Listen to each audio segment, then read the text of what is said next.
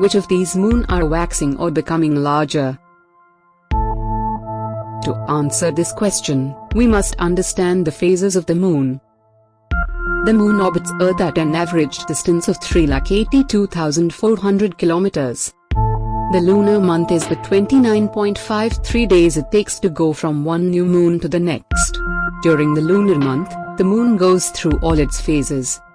Just like the Earth, half of the moon is lit by the sun while the other half is in darkness.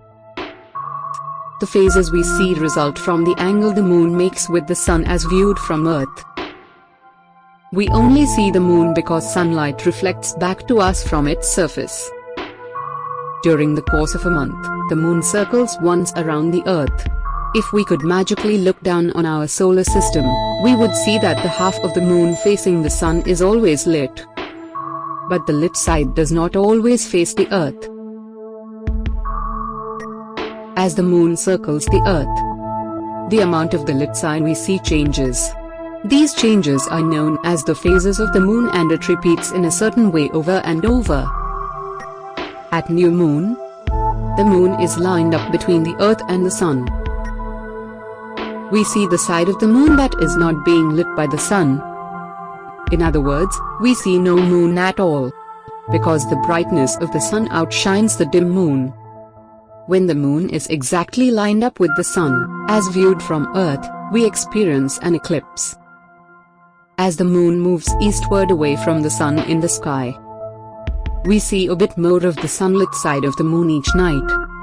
A few days after the new moon, we see a thin crescent in the western evening sky. The crescent moon waxes, or appears to grow fatter, each night. When half of the moon's disk is illuminated, we call it the first quarter moon. This name comes from the fact that the moon is now 1/4 of the way through the lunar month.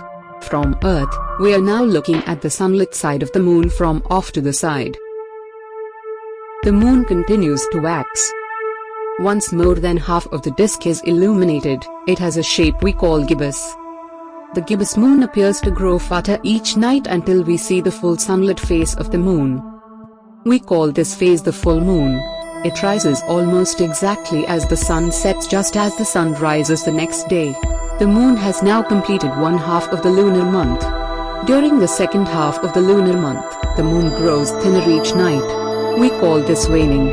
Its shape is still gibbous at this point, but grows a little thinner each night. As it reaches the 3/4 point in its month, the moon once again shows us one side of its disk illuminated and the other side in darkness.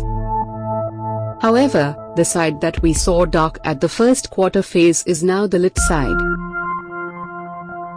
As it completes its journey and approaches new moon again, the moon is waning crescent.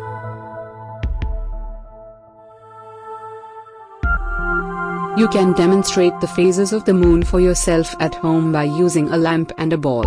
Place the lamp with its shade removed in one end of a darkened room.